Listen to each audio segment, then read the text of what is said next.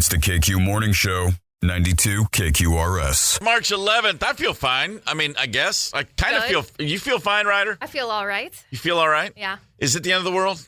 No. Okay, good. No. Man.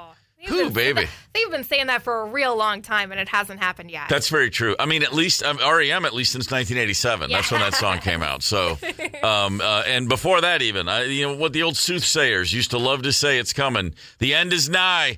Well, if that's the case, then let's get right to business. We don't have much time. How about the top 5 at 6 for a Tuesday morning? How about this? Bass players out there, guitar players out there.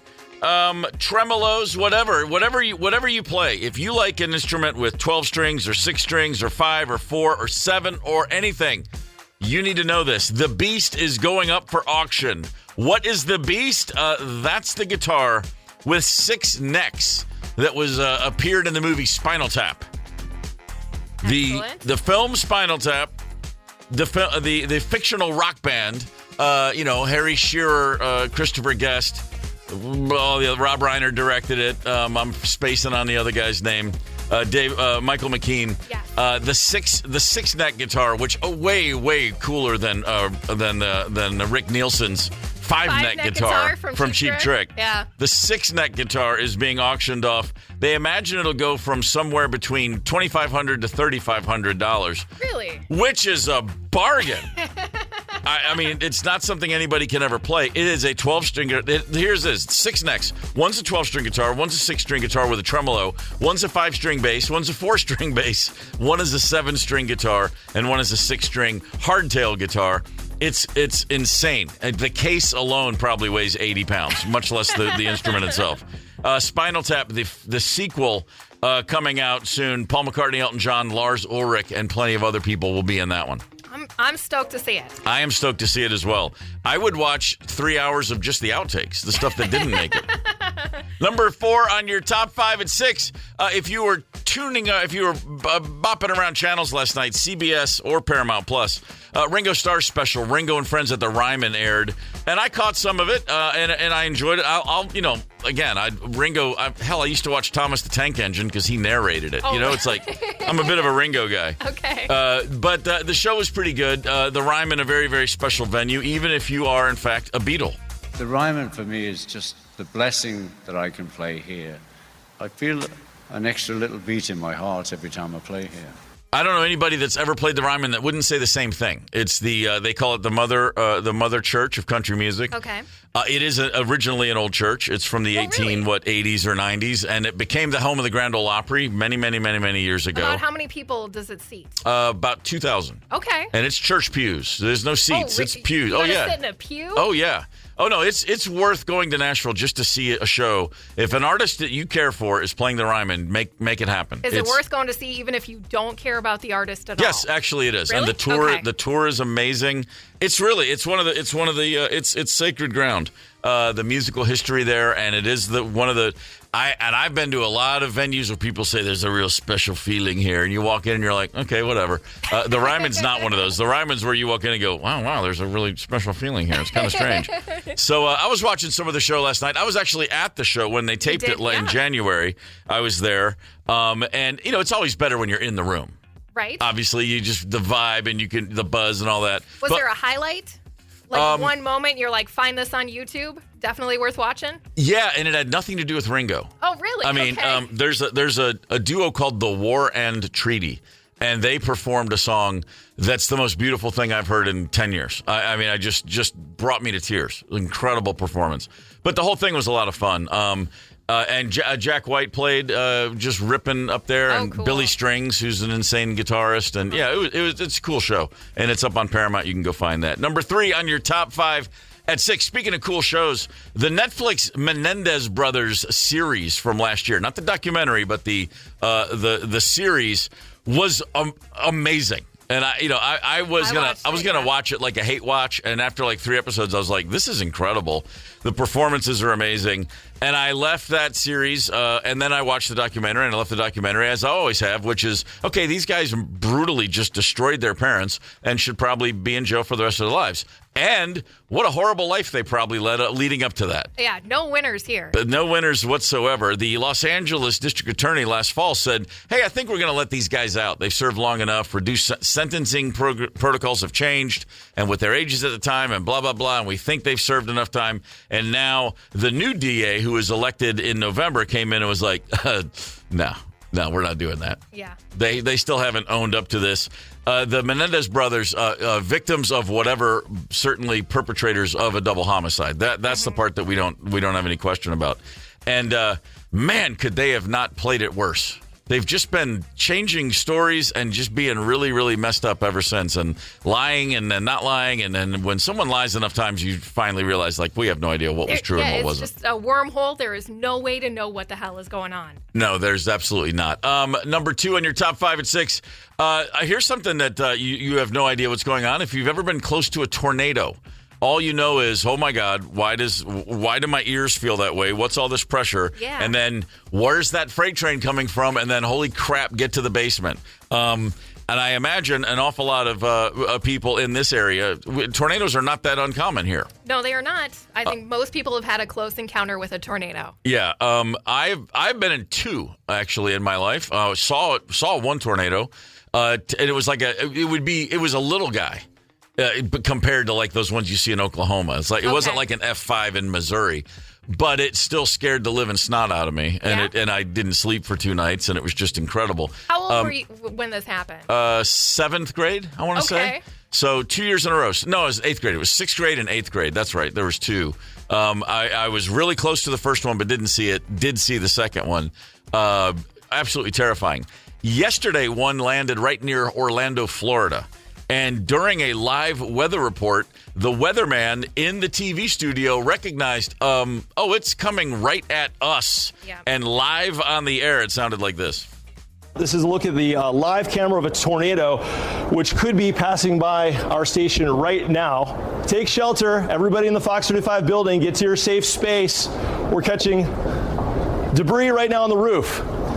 You can see the debris flying there on the camera. This is a tornado. Seek shelter immediately. Get under your desks, guys. Anchors under the desks. Okay, we got power flickering out. This is a confirmed tornado. Okay. I've been doing this for a very long time. That's the first time a tornado has hit while I'm doing the weather. Yeah, nice job, dude. Make sure the anchors are okay. Get under your desks. I didn't watch to see if they did go under their desks, but I bet they didn't. You don't think that they did under the desk thing? I'd be willing to bet the anchors are like, I'm not messing with the hair, dude. No, I'm not going under the desk at all. Not because Brooks tells me to. Yeah, that's pretty scary stuff. There was growing up in the South, in Kentucky, a lot of tornadoes, and then I had some years, not too many hit Georgia. Then I was in West Coast. I was bounced around, and then I got back to Tennessee in 2004. And right away, I was like, oh, yeah, tornadoes. I had a nice little run where I wasn't thinking about those. And then, man, they show up pretty much on the regular. And then I knew things had changed when I knew life wasn't like it was when I was a kid a few years ago, when on Christmas Eve, all the tornado sirens went off. Oh, freaky. And I was like, that's it's the wrong time December. Of year. and over the last few years in December, some really bad tornadoes, Kentucky and Tennessee. People have just gotten wiped out. So, things change. But one thing that doesn't change is tornadoes suck. They're freaky. Yeah, and the people who chase after them are weird. Hey, I want to give a morning shout out to East St. Paul. We're happy to have people from East St. Paul, our friends over there, listening to the show on a daily basis. And if even if you're not in East St. Paul, you can still do what you got to do with that information. Absolutely. See what's good for you there. Number 1 on your top 5 at 6. It's over, ladies and gentlemen. The Darnold years. Take that S away. The Darnold year. Yeah. The Darnold year. Sam Darnold is on his way to the Seattle Seahawks. A 3-year, $100 million deal. He is. 80% of which should go right to Kevin O'Connell, who rehabilitated that young lad. But you know what? Good for him. The guy was just snake bit going to the New York Jets out of college, and then a terrible situation in Carolina. Got to San Francisco, and they loved him. It's pretty much this. If he's with a good coach, he's a pretty good football player. Okay. He's not going to ever be top shelf. He's not He's not top. He's not where you need. He's not going to win a Super Bowl, but he's going to win some football games, as Vikings fans saw this past year. And by all accounts, a great guy. Teammates have always appreciated him and liked him. So good for you, Sam Darnold. 3 years, $100 million, and thank God the Vikings didn't re-sign him. I mean, I nothing but love. Way to go, dude, but get on out of here. It's time to move on. It's time to see if JJ's got what we need him to have. There is your top 5 at 6 for a Tuesday morning. Sports history with the KQ Morning Show, 92 KQRS. It is March the 11th, and on this day in 1882, Ryder, Growing back. the Intercollegiate Lacrosse Association was formed, which means that for the last 143 years, the members of the Intercollegiate Lacrosse Association have been hanging around looking at each other going, no, it's happening. The boom is happening. Lacrosse is about to explode, I swear. Next big thing. But no. No, it hasn't. And no, it never will. And I listen, I lived in Maryland until I was 10, and we all played lacrosse. And the second we left the state, we were like, that sport kind of sucked. On this day in 2002, the New York Yankees cut Ruben Rivera. Who was he? Well, two things come to mind. First of all, he was the cousin of their closer, Mariano Rivera. Okay. Legendary closer, Hall of Famer Mariano. Fan His man. cousin was cut from the team. He did have an 8-year run in the big leagues, but he never quite panned out. He had a lifetime batting average of .216. What happened was not the .216 batting average. He was released because it was found out that he had stolen Derek Jeter's glove and bat from the dugout and sold them to a memorabilia store. Oh, man. How much money did he get? Do you know? Yes, I do know. Okay. And you're not going to like the number. Okay. $2,500. That's it? That's it. Wow. He stole his teammate, the captain's Derek glove Jeter. and bat for only $2,500. That is not retirement money. It really isn't. He was able to get the stuff back, but he lost his contract. It was $1 million deal for that year. They cut him. They had to pay him $200,000. So he did get $200,000 for stealing a bat and a glove. But that was the end of his career. Nope, and that's the end. And no other team was like, yeah, let's sign that kid. Let's go get that guy. That guy that stole from his teammate, let's get him on our locker room. In the dugout, I should say. It's the KQ Morning Show, 92 KQRS. It's the KQ Morning Show on Minnesota's Classic Rock, 92 KQRS. Had that dream where you're on your elementary school playground and you see some of your friends from like 4th grade, and then suddenly a tornado starts to chase you. Not a huge tornado, a little one. And you're the only one it's chasing. No, you haven't had that dream? That's just me? Yeah, I think it is. True story. I've had that dream many times in my life. And it's always the same. Okay. I'm at my elementary school playground. I'm out there. I'm a kid. And then a tornado that's about 6 feet tall just starts chasing me. Nobody else. You specifically. Yes, it's there for me. Suck up Steve Gorman. It's just chasing. I don't know. It doesn't have the strength to suck me up, or at least I've not let it get close enough to do that. Okay. But I turn and run, and no one else is even bothered by this. No one's really noticing. And then I have the mud bog run where I can't quite run in my dream. It's beyond frustrating. It's also terrifying. And it's been a while since I've had it, but not that long. Now, I wish it had been like years and years and years. Probably been 6 months. It feels like the dream only the youngest of 8 children could have. Where there's a tornado that's coming directly for you that nobody else gives a crap about. That could certainly be it. Being chased in a dream, the most common dream. The most people, and every time they talk about, ask people about dreams, like 90% of people say they've had a dream where they've been chased. I would ask you, Ryder, but I'm fairly certain the answer is, I don't know. I don't remember most of my dreams in heaven for a long time, but the recurring one that I did have as a younger person was being chased. Oh, really? And it was specifically by a hippopotamus. And really? I don't know what that means. Like people who think, oh, hippos are cute, like Fantasia, and they dance around in the valley. No, this is a vicious monster that is trying to bite me in half and eat my guts. That's exactly what he would do if given the chance. Yeah. On land or sea.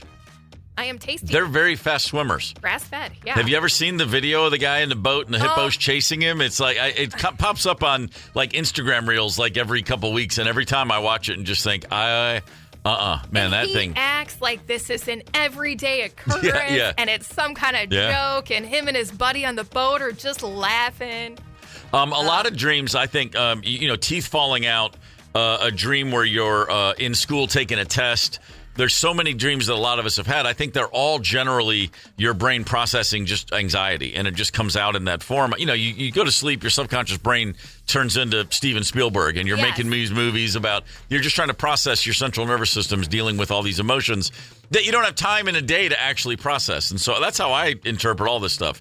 When I'm having these really stressful dreams, I'm generally having a stressful time in life. They go hand in hand. Have you had work nightmares? I've had work nightmares, not about radio, drumming dreams constantly. What's the drumming dream, and is it common to other drummers? Do you know? This is very. I've talked to other drummers who've had this situation. I'm at a show. It's not my gig. I'm like sitting in with a band. Okay. And sometimes it gets incredibly specific, like. Hey, I'm at a gig and it's like, hey, you want to go play Radio Free Europe with REM? And I'm like, yeah, that'd be fun. Yes. Or it's like, do you want to go play Elizabeth Reed with the Allman Brothers Band? I mean, it's like that specific, okay. and it's not a dream where it's like a David Lynch film. It just seems linear and normal, real life. Okay. And I go sit at a drum kit and it's set up like by a crazy person. Like, I can't reach any of the cymbals or the drums, and the seat is wobbling, and I'm shaking, and I'm trying to play, and everyone's looking at me like, dude, get it together. And I'm like, look at this drum kit. It makes no sense. And those go on for what feels like hours and hours. So my drum anxiety dreams are that. It's all about the drum kit. That's a common thing with other drummers. The other one I have, and I have this one pretty regularly, is I'm in a dressing room. I'm about to go out and play a show. Mm-hmm. Almost always, it involves the Black Crowes, a band that I left and that I haven't played with since 2014. So it's a long time. Yeah, 11 years. And I'm like in the dressing room, and it's with and this is what's happening. I'm going, how did I get here? Why am I? What the hell's going on? But then I have to act like I know what's going on. I'm like, this is so weird. I can't believe I'm doing this. And then I'm holding a set list, and I know none of the songs. Oh, no. And everyone's normal around. They're like, all right, let's go. Let's get to it. And we're like walking to the stage, and I'm like, and I'm asking people, how does this start? What is this song? Just hum it to me. So I have, and then I never get to the stage in those. That's usually I wake up, and I'm like, oh, my God. And I don't know what's worse, being back in the Black Crowes or not knowing the songs. It's both. That's a pretty common one for me. Those two. I mean, the drumming dreams. I've never had a drumming dream where it just goes great. Really? Never. Oh, never. Man, that kind of sucks. But you've had so many times in real life where it just goes great. Yeah. Maybe your brain is like, he doesn't need to worry about this when he's sleeping. No, I think that's probably it. But there's the common one of you're in public and you're naked. I don't remember ever having that one. Yeah, never been a naked running in down the street or anything like that. The teeth falling out many, many times. And I've heard a lot of different reasons for what people think that means. Really? Like you're going through a period of growth, so you're like leaving figurative baby teeth. Like in your real life, you're evolving or changing or learning, and it's like your baby teeth are falling out. I generally just wake up and think, oh my God, I have scurvy. And I just go get an orange and pray for the best. Okay, good. That's pretty much, I go real linear on that one. So you mentioned the tornado dream. Any other weather-related dreams? That's the only one that I think. Single tornado. I think so. You. Yeah. It's my own personal Jesus, as I like to call it. The one recurring dream I used to have, and I had it for several years, and it was very specific, and it was almost identical every time. And then when I dropped out of college and moved to Atlanta and got into a band, I never had this dream again. But I had it many times, and I told people about it. And the dream was always the same. I'm at my high school, and I'm walking down the hallway, and it looks just like my actual school looked. And I can fly like super, just fly. Okay. Calm, not fast, but I just start flying through the hallways. And every time I'm like, man, this is awesome. I got to go to the gym, much higher ceiling. Yes. Big room. Good plan. I go into the gym. I push through the doors to walk into to go into the gym. I sort of hover in, and then I'm flying at the ceiling level of the gym. And there's a basketball game happening, and at half court there's a band playing. Like the game is going around a band. Nice. And so I'm watching a basketball game, and I'm looking at that drum kit and a band playing. And I'm like this, and I'm just kind of circling, and people in the bleachers are looking at me, and I'm like, "What's up?" And they're like, "Hey," and then I'm like, "I got to go outside. I've got to go outside." This is the exact same thing every time. I land, at the exit door of the gym. I push through the door. I step outside. The door shuts behind me, and I can't fly. No. And the door's locked. Oh. I'm not kidding. I look up, and I'm like, what? And I turn, and I pull the doors, and they're locked. And I'm standing there. No ability to fly outdoors, only indoors. That's a terrible walk of the shame. It's terrible. Having to go back to the gym. And then I dropped out of school and got a drum kit, and I never had that dream again. I think I was feeling I was just feeling locked down. You know, I was a prisoner of my own fear. Yes. If you will. Yeah, for sure. I diagnosed myself, Dr. Freud. Thank you very much for that. A weatherman in Florida, right outside of Orlando, had what I guess weathermen sit around and dream about. Do they, or do they have nightmares about it? I think this is the weatherman's dream. His name is Brooks Garner, and he was on the air live yesterday as the weather was getting a little bleak. And boy, did it take a weird, unexpected turn. This is Brooks Garner on the air in Florida yesterday. This is a look at the live camera of a tornado, which could be passing by our station right now. Take shelter. Everybody in the Fox 35 building, get to your safe space. We're catching debris right now on the roof. You can see the debris flying there on the camera. This is a tornado. Seek shelter immediately. Get under your desks, guys. Anchors under the desks. Okay, we got power flickering out. This is a confirmed tornado. Okay. I've been doing this for a very long time. That's the first time a tornado has hit while I'm doing the weather. Okay, take shelter. Get to your safe space. Okay, get under your desk, guys. Anchors, yes, under your desks. It's like a school marm giving a tornado drill from the 50s. He turns into the building safety captain instead of a meteorologist for the whole city of Orlando. Just the safety captain for the people in the building. I think it would have been fantastic if he'd actually lost his cool. Oh my God! It's coming! They say it was an EF2. The winds were at 115 miles an hour. That's no joke. That's no joke at all. Those numbers, you think, oh, it's just an F1. It's a tornado, man. Yeah. Spring of, what was it, like late 77, 78, after a spring soccer practice, my brother and I go back up to our school, and it got dark real fast. Big storm comes blowing in, and you just know, like green sky. Yeah, it just gets really, really weird. And we go to the front of the school was a library, and had these giant windows, and you could stand in the window, up on the windowsill, and just be fully, just lean into the glass, like 7 or 8 feet tall. These windows. Okay. And my brother and I we were side by side, both in a window. And we're looking out because out the front of the school was just a massive field that went on for like a half a mile. Yeah. And every time there would be lightning, and then you could see everything for that blink of an eye, and then it would get dark again. And it was great, crazy rolling thunderstorm. That sounds really cool. And every time there's lightning, we'd go, whoa. Yes. Whoa. Yes. And then the rain sort of slowed down, and then we had that moment where the pressure really changed quickly, and we were like, uh-oh. It like all of a sudden everything sounded like this. Like the barometric pressure changes so much, you feel things sound different. Like everything's muted. Yes. Like if you clap your hands, it's not like it's just weird in the air. And we looked at each other and we're like, that's weird. And then big flash of lightning, and at the end of the field, there's a tornado, which we saw for a split second while the lightning lit it up. And then it was pitch black again. And we looked at each other, and it was like the Animal House when they realized the horse is dead. We ran going,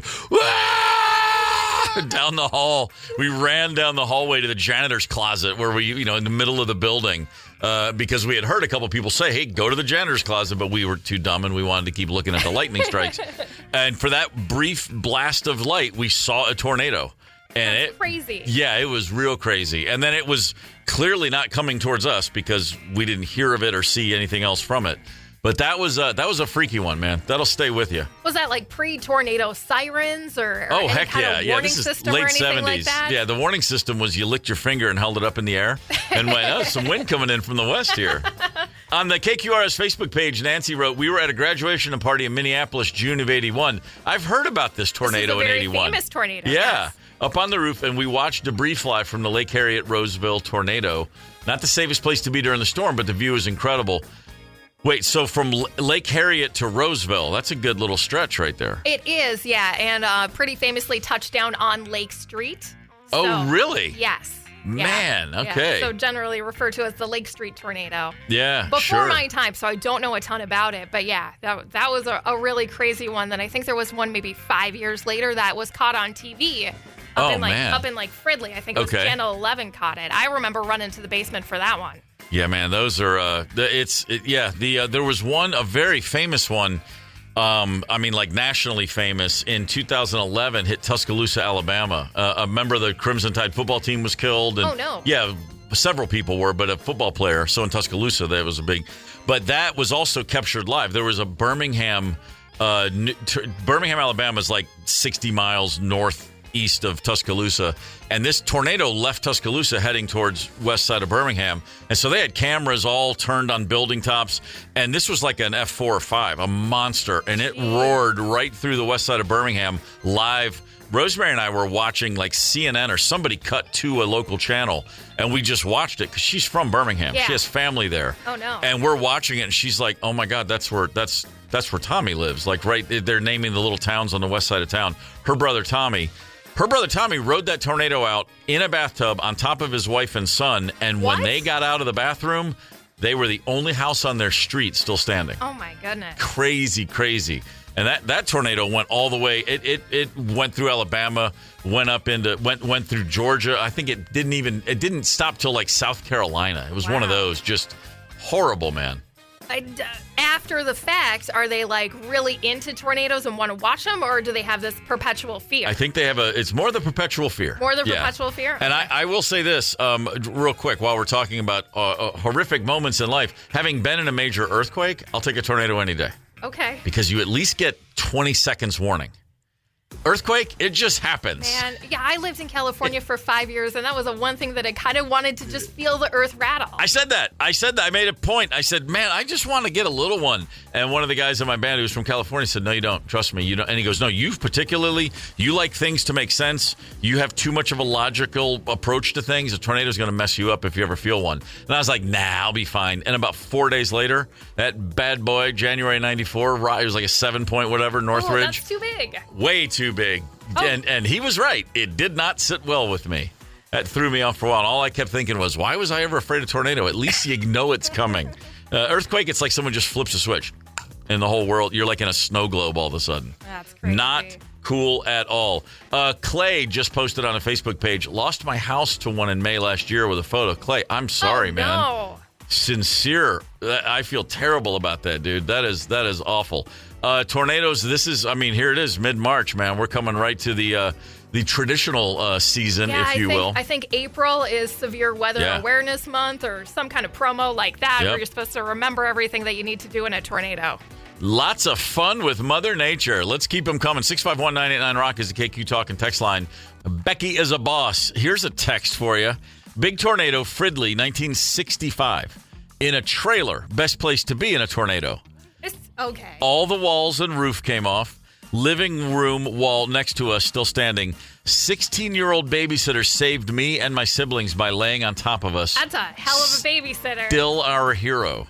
I bet. I did a lot of babysitting in my day. Me too. I was, from the time I was 10 all the way through high school, I lived in a neighborhood full of much younger kids, and we lived on a nice quiet street, and there were kids all around us, and I had a trustable face, I guess, because all these adults I look back now, and I'm like, you did not leave me alone with those kids when I was 14 years old on a Friday night. But I did a lot, and back then it was $1 an hour. That was my charging. That was the going rate. Okay. And I made a fortune. It was just great. $5 was a record back then. I was doing good.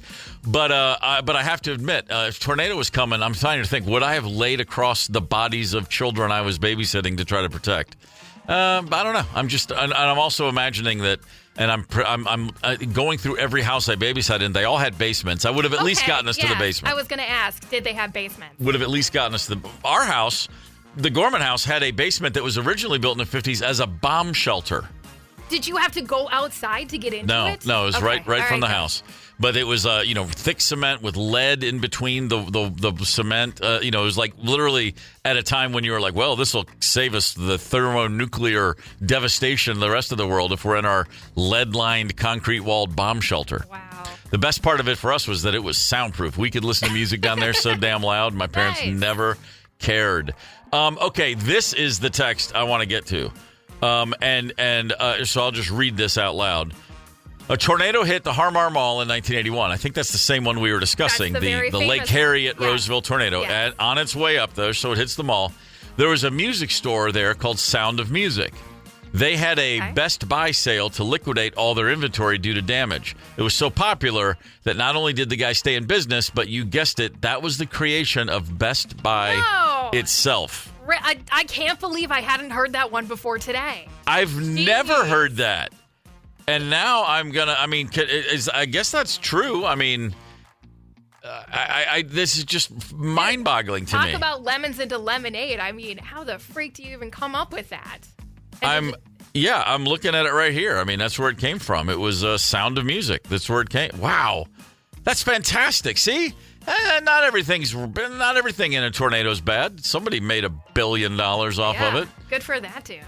Yeah, the store's roof was sheared off. Showroom was destroyed, but the storeroom was left intact. And so he promoted, hey, Best Buys on everything. They made so much money during a 4-day sale.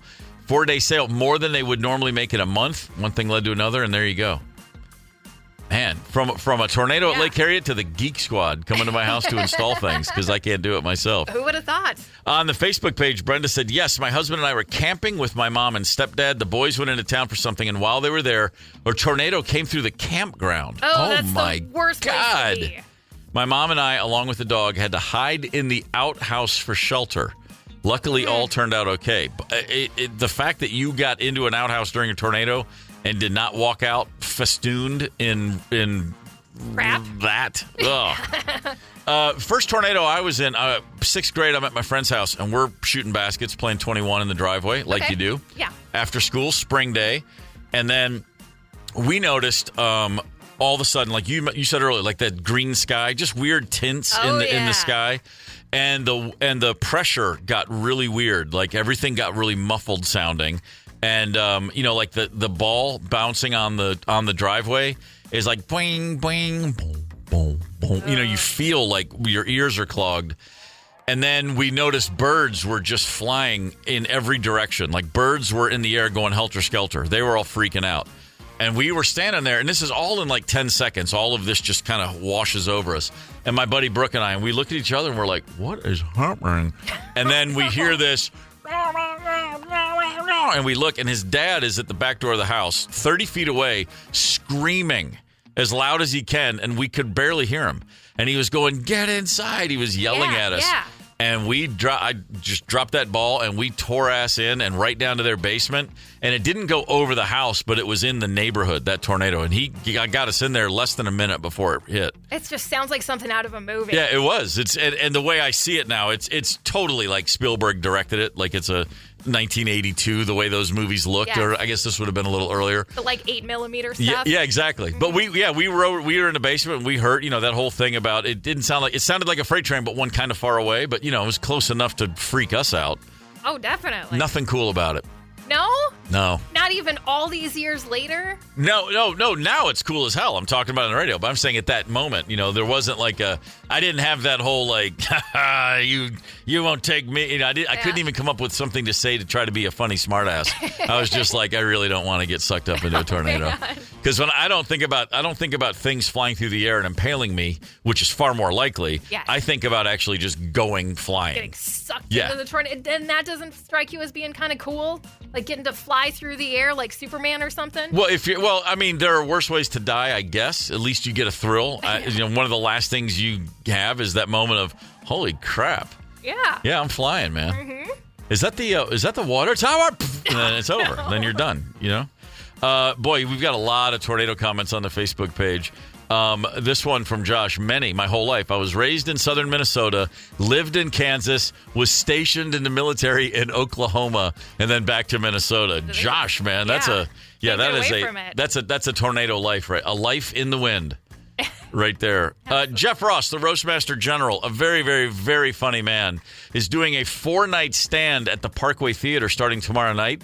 It's called Take a Banana for a Ride. He's shooting a new special, and it's unlike anything he's done before. And speaking of things that he hasn't done before, he's coming here. He'll be in the studio with us to talk about this new show. Jeff Ross coming up. Hang tight. It's the KQ Morning Show, 92 KQRS. It's the KQ Morning Show on Minnesota's Classic Rock, 92 KQRS. I'm Steve Gorman. This is KQRS. It is Tuesday, March 11th. And in studio right now, as I mentioned, Jeff Ross joins us. Jeff, good morning, sir. Yo, what's up, bud? How are you? I am good. The Roastmaster General, as he is known, but not this week. You got a 4-night stand. We talked to you a couple weeks ago ahead of this. Yeah. And now it's already here. 4 nights at the Parkway Theater. And this show, it's called Take a Banana for the Ride. Yes, sir.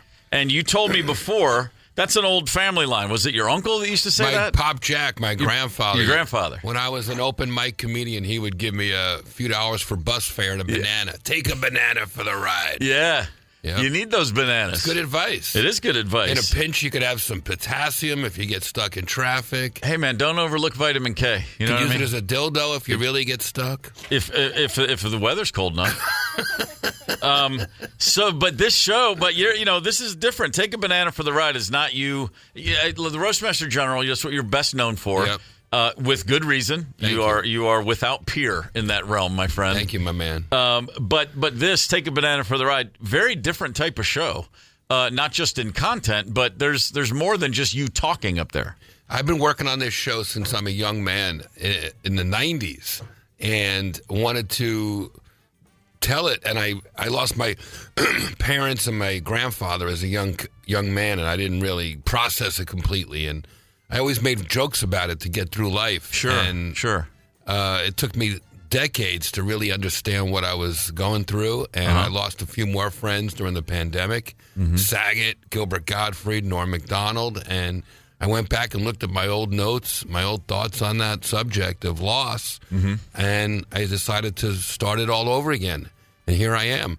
The show has music and visuals, and it's like a theatrical production, and everyone gets roasted at the end. Okay, all right. So that makes sense. It's never too late to offer condolences. Sorry, man. I mean, I know you lost some good buddies over the last few years. Man, we all do. We all cope differently. In my family, we use humor to get through it. So if you're going through anything right now, folks, if you're listening and you got some challenges, some medical stuff, some physical stuff, come on down. And I've become really good at cheering people up. Yeah. It's a good thing that's a good thing to be good at. Yeah, unfortunately. And we are all at an age. I mean, I'm turning 60 this summer. The number of conversations I've had in the last 5 years with the amount, everybody's parents, everybody's older siblings. We're all the losses all around. It's a part of life, obviously. You can't avoid it.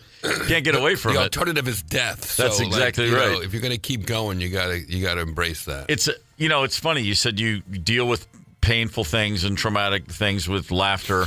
I grew up in a very similar type of family. If you couldn't make a joke about it, you didn't talk about it, basically. Yeah. But it is a lifelong process. It's not like I don't know anybody that thinks they have it figured out by 30 that has a clue. And speaking of myself, when I was 30, I thought I'd figured it all out. Yeah. And now I'm like, man, I'm still trying to peel back all the layers of these sort of things and how the impact of things that hit you at a younger age. Plus, when you're in your 20s and 30s, you're so full of ambition. You're still on the way up, and you suffer some loss. And of course, you don't slow down and stop and really sit there. Right. You don't have time. Right. So I think it's very normal to be at on the other side of 50, 60 and going, hang on, let me make some sense of this finally. It took a while to want to even look back. It's hard to look back sometimes because, we're still grinding. We're still in it. You're still rock and rolling. Look at you on your cool rock show every morning. You don't want to think of yourself as somebody who's seen it all, who's looking back. Not at all. But you do it, and reflecting's healthy. It really is. Yeah. Well, and it's really healthy if you have. It's sort of counterintuitive. There's no point in doing it until you can actually learn something from it. I guess you have to learn enough to know what to pick from when looking back and not get stuck back there. I've been guilty of that myself. You start really trying to make sense of how did I get from A to B, and then you just sit there and dwell and think, and then you're like, oh wait, it's been a month. I need to get off my ass. Yeah, for me, I don't really let myself get too depressed. I pop on some Dangerfield on YouTube, smoke a J. I get up, but I guess keep moving.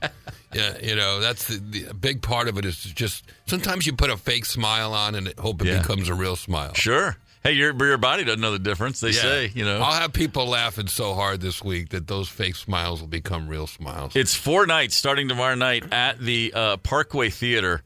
Take a banana for the ride. So the music, tell me about that. Is this you singing? I sing in the show. I know it doesn't sound like it right now. I sound like Kermit the Frog Songs on the radio. Songs that you wrote? Yeah. I mean, music and lyrics? Yeah, one's about I see your dog here, Chauncey. Yeah, one's about my dog, Nana, my German Shepherd. Nana? Yeah, she was an old German dog, so I kind of sing it in a Nazi accent. Sure. And it definitely brings the house down. It's a very emotional, pretty film that plays behind it while I sing it. Oh, man. And I tell the whole story of getting rescue dogs during the pandemic and what they did for me and how they filled a hole in my heart that I really needed. And I imagine they feel the same way about you. I hope you come, man, because you're going to love this show. Oh, I'm coming out. We're I'm the coming same out for age, sure. and you got an old dog like I got old dog. Hey, he's not old. He's a puppy. He's Stop 8. it. I know. He's chasing the geese. You can He'll tell be him. 8. He'll be 8 in 2 days. Wow. Almost missed it. I always say St. Patrick's Day, but it's actually the 13th. Is that right? Yeah, March 13th. That's my dog's birthday. March 13th? Yeah. Really? I can't believe you said that. Yeah, that's Chauncey right there. Wow. What's up, Nipsey? I miss her. I'll see you next week. Chauncey, I mean, we're talking about loss. I got Chauncey. I walked to my vet had an adoption place, and there was a litter of puppies. And we already had a dog, and I was not in the market for another dog. And I actually lost a niece that I was very close with, very young. And just in my walking around in a fog of grief about a month later, I just looked in the window and I was like, I need a puppy, damn it. And that's exactly what it was. Wow. I mean, she just walked in and I called my wife and said, hey, I'm getting a dog. And she's like, what? I was like, I need this puppy. And she's like, okay. And she and my daughter ran over to the place and they picked him up and looked at him and we were like, all right, guess we're getting a second dog. This weird dog, he coughs backwards and all that? He's backwards as it gets. All of his organs are inverted. He's all backwards on the inside. I never heard of that before. I had never heard of it, and the day I found out that he had that, he was almost a year old, and he's always got snot. Like, you always hear him coughing, and we walk around, there's tissue everywhere in our house. And the vet called me, and he had done x-rays finally, because we couldn't figure out, was he always got allergies? He's sick. He's not sick, but he's got snot. What's going on? Anyway, the guy called me, and he said, okay, your dog has something called Cetus totalis invertus, and we study this in veterinary school, but I've never seen it. He was so excited. Like, oh, this is great. And I go, what does that mean? He goes, well, if you opened him up, his organs are all, it's like a negative image of from a photograph. It's backwards. Everything's there, and everything works, but it's all inverted. And I said, well, is there any risk? And he goes, well, the only thing are the lungs don't filter properly, so that's where the snot comes from. And so I hang up the phone, and I'm like, okay. He goes, listen, if he stays healthy, keep the weight, don't let him get too big and keep him active. He'll be fine. And I was like, okay, great. And he goes, risk of pneumonia, and he's had pneumonia like 4 times, but we know the signs. We get him taken care of. And so I hang up the phone, and I Google it like you do, and I'm reading about it. And an hour later, a buddy of mine from college, a guy I talk to like once a year, calls me to check in. Hey, dude, how's it going? Good, man. What's up? And we're talking, and I said, I just had the weirdest phone call with the vet. I got a dog, and his organs are all reversed. And my friend goes, oh, what, Cetus invertus totalis? And I went, wow. How do you know that? He goes, yeah, my brother-in-law has that. People have it, too. Really? And he goes, my brother-in-law wears a necklace every day of his life in case he's in an accident, so the paramedics know, like, if he runs into the ER and they open him up, stuff's backwards. It's not what you expect, so they have to know. Yeah, and the one time I'd ever heard it, and an hour later I get a call from a guy saying his brother-in-law has it. That's weird. That's a strange one, man. It is a strange one. So did Nana speak German or just English? She spoke German, and she was like, "You're one of the good ones, Jeff." She was very, very polite, very matter of fact. She was prim, proper. A true German. Yeah, good in the kitchen, strudel and stuff. She would eat anything. She would eat a puppy. She would eat a can of beer. She was a mean old street dog, but I softened her up in her old age. Yeah, you did. She wore a diaper. We'd bring her to the dog park, and she'd just bleed all over the darn dog park. And she sounds like a charmer. Barking in the wrong direction, getting hit in the head with tennis balls. Everybody be like, is she a rescue? Yeah. I'm like, what do you think? I'm her acting coach, and she's rehearsing for her next movie. That's it, man. Jeff She's Ross a big part of the show. If you love dogs, you're going to love this show this week. Right on. Jeff Ross is with us in studio at KQ. The show at the Parkway starts tomorrow, March 12th. 4 nights: Wednesday, Thursday, Friday, Saturday. Take a banana for the ride. You said you're not her acting coach. Do you do a lot of? Do you act do you just kind of appear as yourself in things? Kind of both. I was in a movie last year called Ricky Stenicki on Amazon with John Cena and Zac Efron, and that was. Oh, really? I played a rabbi circumcising somebody while I'm on a ketamine. So it was pretty funny.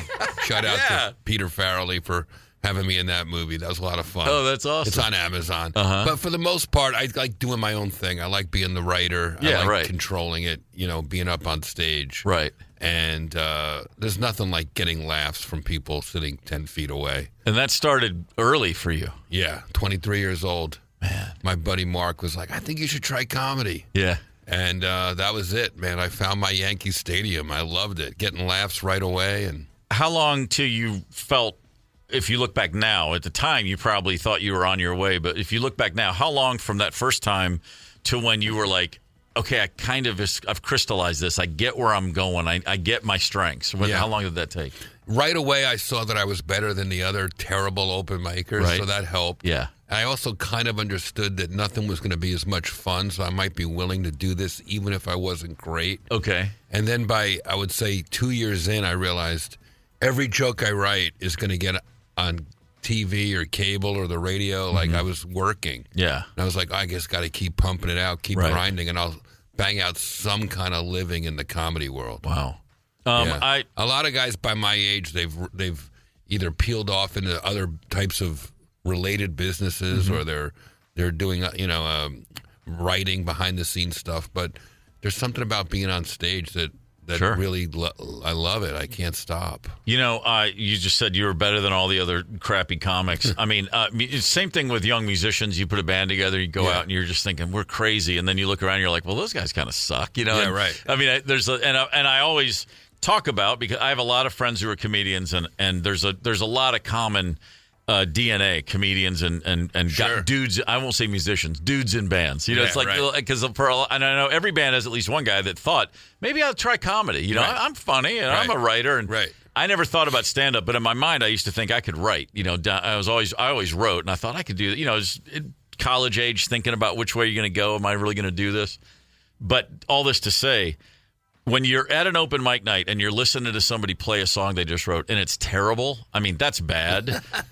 But nothing worse than a terrible comic at an open mic. Yeah. That's because at least the guy's playing a guitar or the girl, at least there's a melody they're trying to find. There's something.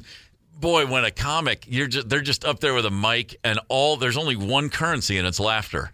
And if no one's laughing, happen every 30 seconds, it's death. Yeah, that's the longest. At least musicians, you have each other to go get in the van with and drive home, and no, you can argue with. You can turn around. You can turn around and turn a knob on your amp and act like that's the problem. You can intentionally drop a drumstick and just you can do all kinds of things. That's funny. To just be like, you don't understand what we're up against up here, people. Yeah. If you're a comic, man, it's as long as that microphone's still working, you have no excuse. The worst is when you blame the crowd and then the next guy goes up and kills. Yeah, right. Yeah. Well, I'm the billionth person to say this, but all the terms in comedy, you know what you're getting into when a good thing is you killed them. You killed them, murdered. It's slayed. Like, yeah. But this show has kind of, the one that I'm doing, it kills. Like, I can see people laughing so hard because there's certain bits in it that are road tested in the comedy clubs, and then there's other stuff that's more theatrical. I have a piano player and a violinist with me, and my friend Steve is here doing visuals. Yeah. And it's like a night out. Right. Sometimes you go see a comedy show, and it's like, it's in 70 minutes, and you're back at your car while the trunk's still hot. You're like, well, now what do we do? I'm on a date. I don't want to go home yet, but I try to stay up there for 90 minutes, give you a full meal. Man, I want it to feel like you saw a great show. It was a night out. There's something for everybody. There's all sorts of stories. And at the end, I roast volunteers from the crowd, which is super fun. Especially in Minneapolis, where everybody's so fat. No reason not to get an early jump on things with the roasting. Right. Jeff Ross, take a banana for the ride at the Parkway, starting tomorrow night for 4 nights. I do want to say, I did a thing at Zany's in Nashville, Comedy Club in Nashville. Oh, wow. You know what it is. There was a night there during the comedy festival a few years ago, and I was asked to participate and just get on stage for 5 minutes. It was Ari Shafir, thank you. And it was the whole conceit was a bunch of people get up, and it's the first time I ever go something. Wow, I love it. And you come up with, and you just tell a story about the first time you ever did something. And it's me, and now I look back, and it was incredible because it was Ari, Nate Bargatze, and I'm spacing, shirt-off guy. Bert Kreischer. Bert Kreischer, and a handful of other very serious working comics, and then some other dude who was like a banker and me. It was like two of the offshoots. Two of the wild cards. What did you talk about? Well, I went to the front of the house and I'd met I know the owner there. He's a buddy, so he got me roped into this thing. It was like a midnight show, late night. So everybody's wasted in the crowd. I knew it was like, well, whatever. How bad can it be? They're already drunk. They're laughing. I can get 5 minutes. And I was like, and I went over to the front of the room and I was going to watch the first few. And Ari goes, see, it's easy. And he goes, we're hanging out. I can tell you can tell a story. I'm like, okay, thanks. And he goes, what are you going to talk about? And I said, I think I'm going to do the first time I ever did mushrooms. He goes, oh, that'll kill. That'd be great. And the guy going on right before me steps up, and he's a comic. He goes, let me tell you about the first time I ever tripped on mushrooms. And I just went, no. And Ari looked at me and he goes, you got about 6 minutes, dude. Come up with another plan. Hilarious. And I had to wing it. And I'd love to say it was awesome. It was not all. It was okay. It wasn't as, I wasn't ready. I only had a few minutes. And I think this is what I did. I told the story the first time I ever saw full nudity in on a big screen. Okay. And I was at a movie, but I was with my parents. Oh, my God. So I'm like 14, and I went to see 10. My parents took me to see that movie, which had orgy scenes and everything. Wow. And the most uncomfortable 2 hours of my life. They thought because you're 10, they can take you a movie called 10. I guess so. But all of this, long-winded way to say, I got up there and people knew who I was in the house, and I got a nice, but in a couple minutes I had a few good laughs. I'm like, this is going well. But yeah, there was a solid 60 or 70 seconds without a noise, and I was talking, and I just shrunk and shrunk and shrunk. And I'm sitting in front of stage. I can sit behind a drum kit for hours. I don't care if you like it. I'm doing my thing. Right. Standing there, I had a hold. I looked at everyone in that room when I walked in, those comics, and I was like, you guys are all insane. This is the scariest thing I've ever experienced, and this is just Tuesday for them. My friend Benji Aflalo describes it as when a joke doesn't hit, it's like falling backwards through an open window. It's just like the worst. That's exactly right. And that's the feeling. But you're very brave for trying it. It was midnight, had a couple of pops in me. Why not? Yeah, man, that's rock and roll, man. That's it. Just go for it. Yeah, what the hell? Be like me trying to play drums and not knowing anything. You wouldn't be the first. I guess so. We talked earlier in the show about dreams, recurring dreams. My drumming dreams are all anxiety plagued. The kit doesn't work. I'm on stage. I don't know the song. I've never had a happy drumming dream. It's always a nightmare. Do you have dreams of where you're on stage and in any way? Do you remember? As a kid, I had dreams of being in Kiss. Oh, really? I was always like, maybe someone will get sick and I'll be there and they'll pull me up on stage. And I don't really play any of these instruments, but they might need me for something. I don't think you were alone in that dream either. Yeah, I always thought that would be my calling. That would be a rock star, and look at us. Did you ever see the video that, Keith Moon passed out at a Who gig in San Francisco, just on the kit, slumped over? Really? And you can see the video, and Pete Townsend's like, does anyone know how to play the drums? And they pull a kid from the front row. And he gets on stage and finishes the set. A drummer, a kid from Iowa who had it's a famous story. And he was actually pretty good. It sounds like a made-up story, but that actually happened. 19 years old, and Pete Townsend's looking back at you doing windmills, and you're like, whoa. Whoa. Yeah, pretty great. Yeah, you never know, kids. Kiss might need you. So how long are you take a banana for the ride? How long is this how many shows are you doing with this? This is my only booked run. I wanted to just feel it out and see how I like doing it. I wanted to sit it down for more than, normally with a comic, it's like Friday, Saturday at a comedy club, but I wanted to find a proper theater. Got it. Sit it down for 4 nights so that I could work out the story a little bit. And, I'll start touring it again, hopefully get it to Broadway and get it on TV. Nice. All this year. I wouldn't be surprised if all that happens. Yeah, well, that's what the goal is. So this is an experiment, a trial, a workout here in Minneapolis. I've always had great shows in Minneapolis. I lost my virginity to somebody from St. Paul. There's a lot of good luck here for me. Very important. I like the delis here. Yeah. It's a little cold, but not too bad today. So yeah. I thought it'd be a good place to just sit down, relax, and work the show out a little bit. I lost my virginity to a girl from a town called Horse Cave, Kentucky. The jokes write themselves. That's a true story. That was her porn name. It wasn't her first time, let me tell you. Jeff, nay man. means nay. First concert you ever saw? Oh, it would have been Billy Joel at the Garden. Oh, wow. Oh, or it might have been Kiss at the Garden. It was all within a year. Yeah. Nice. Yeah. Kiss. Yeah, it would have been back in the 70s. day. In the 70s Kiss? Hell yeah. It would have been the Dynasty tour. Right. All right, last rock show you saw. Saw a bunch lately. I guess the last one I saw was last good one. What's the one? Pearl Jam. Oh, that'll work. It was awesome. Yeah, I bet it was. So cool. Always so cool. works. Jeff is at the Parkway tomorrow night for 4 nights. Thanks for coming in, brother. Are you kidding? Rock and roll, man. Yeah, Love seeing you, bud. I don't know what night I'm going to be there. It's not going to be tomorrow night, but one of those other ones, I'll definitely be there. Please come out. And looking forward to it. One day I want to hear that mushroom story. You got it. Next time I come in. Thank you. All right, you got it, brother. Thanks. It's the KQ Morning Show, 92 KQRS.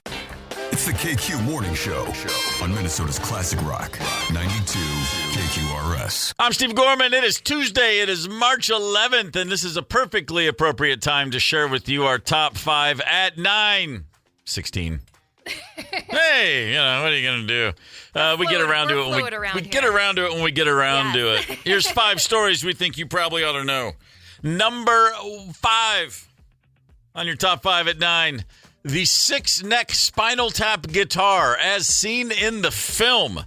That's right, a 6-neck. It's called the Beast. It has a 12-string guitar, a 6-string guitar, with a tremolo, a 5-string bass, a 4-string bass, a 7-string guitar, and then another 6-string guitar. As you've seen, if you've seen Spinal Tap, that guitar is going up for auction.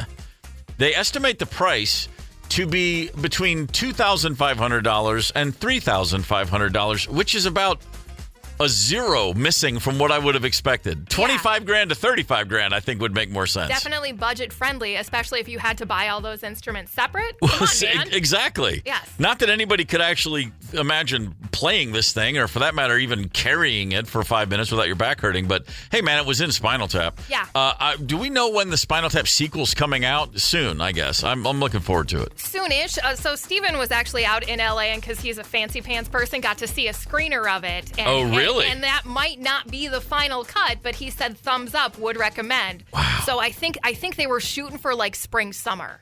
Okay. Well, whenever it is, I'll be there. Oh, damn straight. I will be there too. Make no mistake about it. Number 4 on your top 5 at 9. Last night, if you caught any of, if you were looking around the TV, you may have seen on CBS the Ringo and Friends at the Ryman, Ringo Starr at the Ryman in Nashville from January, a TV taping. A bunch of people sat in. Jack White, Molly Tuttle, Mickey Guyton, Sheryl Crow, Rodney Crowell, Billy Strings. Nice. A real mixed bag. Emmylou Harris was on hand. Okay. It was fantastic. And I was actually at the taping a couple months ago. It was amazing to see it in person. And then last night, the telecast. But the Ryman is one of those places. For all the places that people say, oh, no, this is one of those rooms, man. Trust me, the Ryman is actually legit. It even gets to Ringo, who was, as you may well know, was in a band called the Beatles. The Ryman for me is just the blessing that I can play here. I feel an extra little beat in my heart every time I play here. I saw him there in 2019.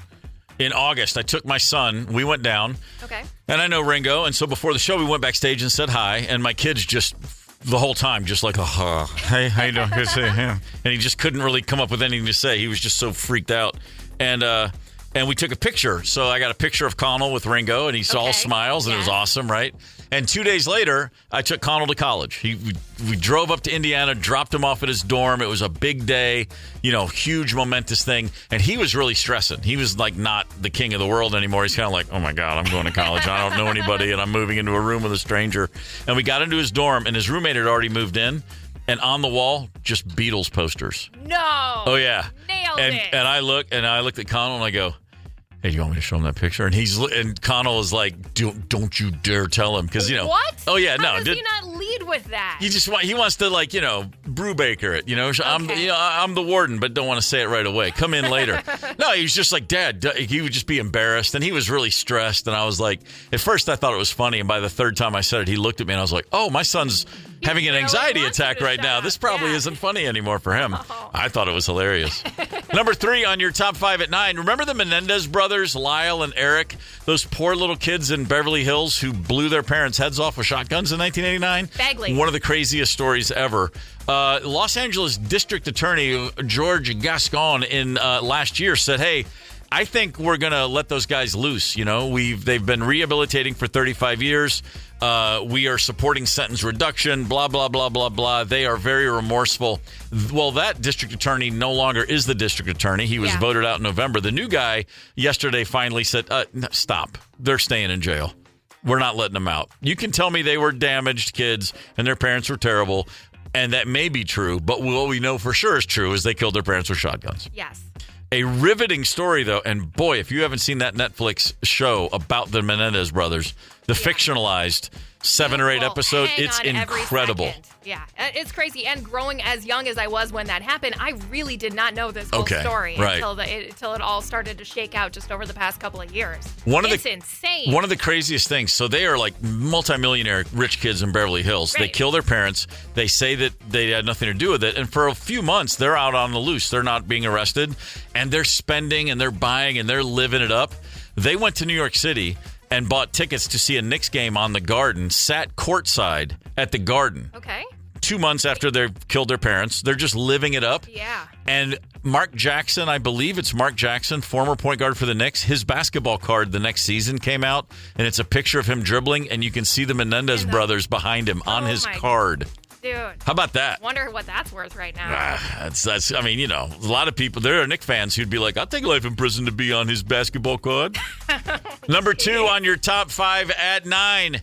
A tornado rolled through Orlando, or right outside Orlando, Florida yesterday, and thankfully Brooks Garner, local weatherman, was on the air as the tornado rolled up on his station. This is a look at the live camera of a tornado, which could be passing by our station right now. Take shelter. Everybody in the Fox 35 building, get to your safe space. We're catching debris right now on the roof. You can see the debris flying there on the camera. This is a tornado. Seek shelter immediately. Get under your desks, guys. Anchors under the desks. Okay, we got power flickering out. This is a confirmed tornado. Okay. I've been doing this for a very long time. That's the first time a tornado has hit while I'm doing the weather. That guy was fully erect. He was so excited. Okay, guys, get under your desk. Anchors under your desks. PAs, lay on top of the anchors. Yes. Some poor intern with a load of papers in her hand. Lay on that anchor. Hey, we want to give a morning shout out to Forest Lake. Glad to have you with us this morning. Forest Lake, ladies and gentlemen. Absolutely. For those of you keeping score at home, that's 2 different words now. You know what to do with that information. Number 1 on your top 5 at 9. Sammy, say it ain't so. Sam Darnold is gone. He has signed a 3-year deal with the Seattle Seahawks for about $100 million. Half of that, at least, is guaranteed. Good for him. Sam Darnold, anybody that gets drafted to the Jets deserves a happy ending. And this might not be the ending, but at least he's had a happy middle passage. A heck of a year in Minnesota. He got rehabbed. He's now ready to play quarterback, thankfully, somewhere else, because I don't think he's a Super Bowl winning quarterback, but he's a good quarterback. And the Seattle Seahawks have given him 3 years. We'll see how he does. But that's a nice turnaround for a guy who, as I said, those early years with the Jets, just taking all the heat from that fan base, that team is always going to suck. It's never going to change. And good for Sam Darnold breaking out and finding himself in Seattle, which is actually a pretty cool city. Fair enough. Yeah. All right, J.J. McCarthy, you're up, brother. That you are. Come on. You either come in or you come heavy or don't come at all, JJ. Don't kill us here. There's your top 5 at 9. We got a lot of hours left in this day, Ryder. What you gonna do? Well, with the severe drop in temperatures, it's kind of feeling grungy to me. I was thinking about some Soundgarden and some grocery shopping this afternoon. Nice. Yes. Will you do those two things at the same time? Will you put in the earbuds and do not bug me at the grocery. I will have my earbuds in. Nice. Yeah. All right. I don't have much. Well, Rosemary's got to take a trip. I'm taking her to the airport, and then I'm going to come home. I'm going to change the oil in my car. Are you doing that yourself? I'm going to change the oil in my car. I'm going to sit in the lounge at Maury's Minnetonka Ford while they change the oil in my car. That's my afternoon. Excellent. These things, and they're going to rotate the tires, too. I mean, it's not like I could do it if I wanted to do it wrong. Come on, I'm a guy's guy. Excellent. Yeah, so not the most exciting day. Nice work. So, Rose, you're going to be flying solo the rest of the week, then, I'm guessing? That's, for the next few days. That's exactly right. Fantastic. I'm excited for you. Chauncey's happy. Now, all my undivided attention now. All right, there you have it for a Tuesday morning. Get the KQ Morning Show podcast wherever you listen. 92 KQRS.